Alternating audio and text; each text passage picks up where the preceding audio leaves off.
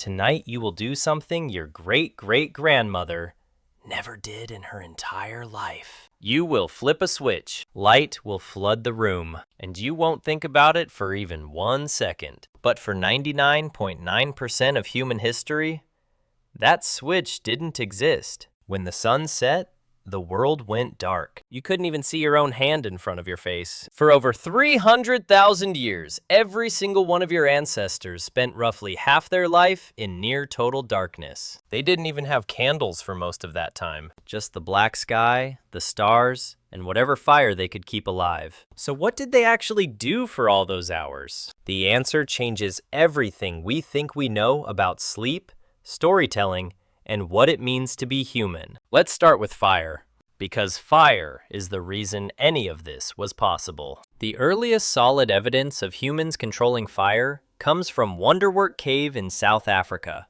roughly 1 million years ago. Before fire, our ancestors were like every other primate. When the sun went down, you climbed a tree or found a sheltered spot, and you stayed still. Moving at night meant becoming food. Our eyes are terrible in the dark compared to the predators that hunted us. Leopards, hyenas, wolves, all of them could see just fine. Fire changed that equation, literally overnight. A campfire creates a circle of safety, roughly 9 meters in diameter. Inside that circle, predators won't come. Outside that circle, you die.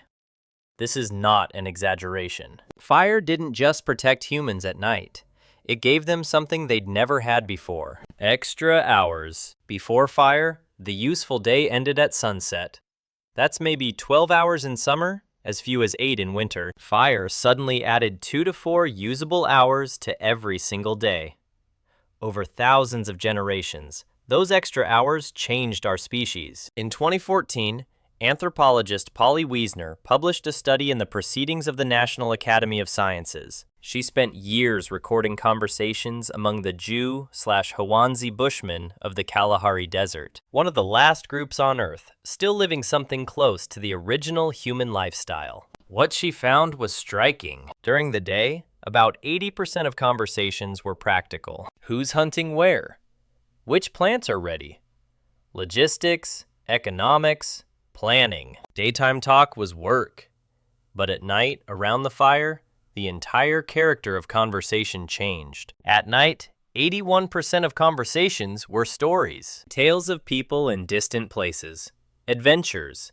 Myths about the origins of the world. Jokes that made the whole camp laugh. Wiesner argued that firelight conversation is where human culture was born. The campfire was the original theater, the original classroom, the original church. It's where humans learn to think beyond the immediate present and imagine things that don't exist yet. It's where we became us. But the night wasn't just about stories around the fire. There was something else happening. Something that scientists only rediscovered in the last 30 years. You were not designed to sleep the way you sleep right now. In 2001, historian Roger Ekirch published a paper that changed sleep science. He had spent 16 years digging through historical records, over 500 references, prayer books from the 1400s, court records, diaries, medical texts, letters from ordinary people, even passages in Homer's Odyssey. All of them mentioned the same thing: first sleep and second sleep. Before the industrial age, people went to bed shortly after sunset, slept for about 4 hours, then woke up. They stayed awake for 1 to 2 hours in the middle of the night, then went back to sleep for another 4 hours until dawn. This wasn't insomnia. This was normal. This was how every human on the planet slept for thousands of years. And what did people do during that wakeful period in the middle of the night? Everything. A 16th century French physician recommended that couples conceive children during this window because they would do it better. People visited neighbors. They wrote. They prayed.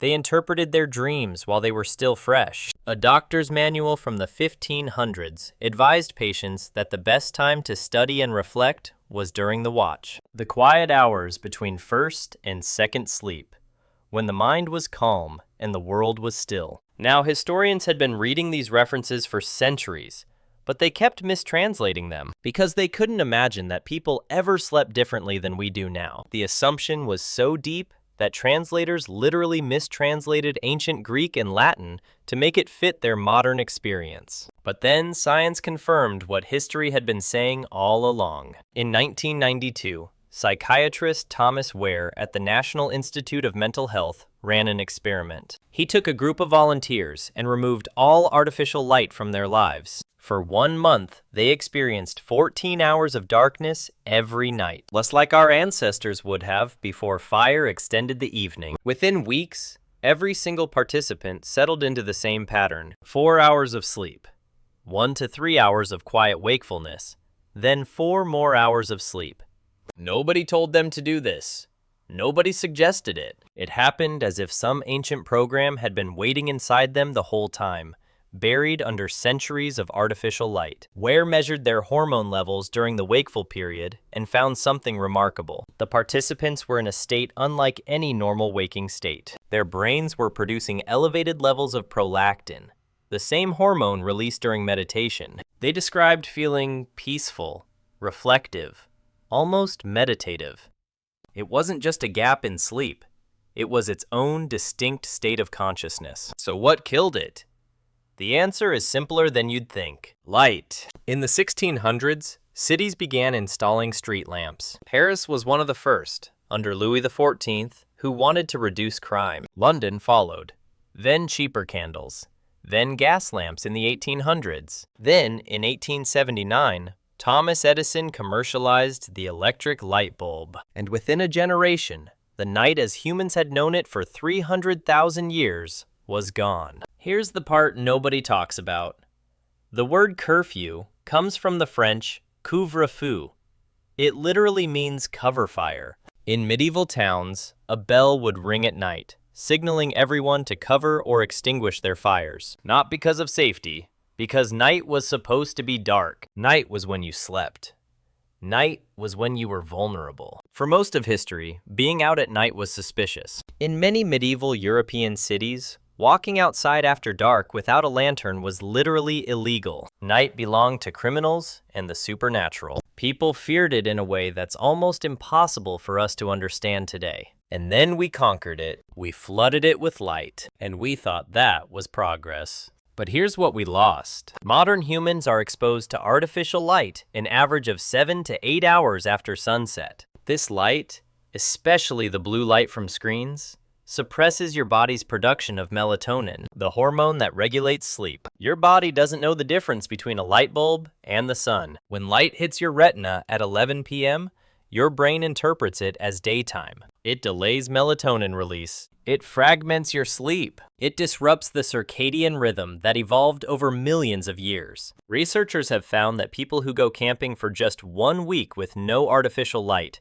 have their melatonin cycles reset by nearly 2 hours. Their bodies start producing melatonin at sunset instead of hours after it. That's all it takes for 300,000 years of programming to reassert itself. We didn't just change when we sleep. We eliminated an entire phase of human consciousness. That quiet, reflective state between first and second sleep, the state that Wehr's subjects described as peaceful and meditative, doesn't exist anymore for most people. Instead, we have insomnia, and we treat it like a disorder. But what if it's not a disorder at all? What if waking up at 2 a.m. and lying there in the dark isn't your body malfunctioning? What if it's your body remembering what it was built to do? For 300,000 years, your ancestors spent their nights in a rhythm that modern science is only beginning to understand. They gathered around fires and told stories that built civilizations. They slept in 2 phases, with a window of quiet reflection in between. They lived in darkness so complete that the Milky Way wasn't something you had to drive to see. It was just the sky. And every night when they woke in the dark between first and second sleep, they lay there in silence and thought about their lives, their dreams,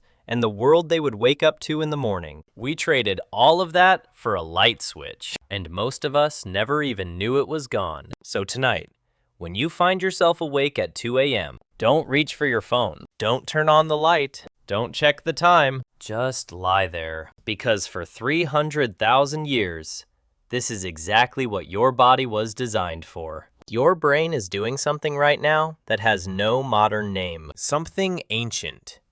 Something that produces the same brain state as meditation. You're not broken. You're just remembering 300,000 years of human nights, and every single one of them looked like this.